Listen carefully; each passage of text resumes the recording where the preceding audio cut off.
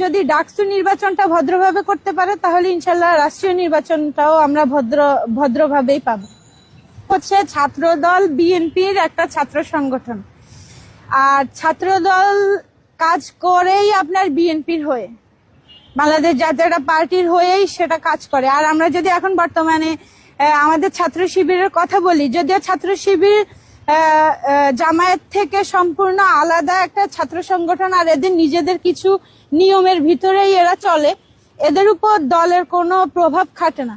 তো এখানে আসলে আপনি যেটা ডাকসুর কথা বলছেন সেটা তো একটা দলের হয়ে এজেন্ডা বাস্তবায়ন করবে না, সেটা ঢাকা ইউনিভার্সিটিতে যে ছাত্রদল করে তার হয়েও অধিকার আদায় করবে, যে শিবির করে তার হয়েও অধিকারের কথা বলবে, আর যে সাধারণ শিক্ষার্থী তার হয়েও অধিকারের কথা বলবে।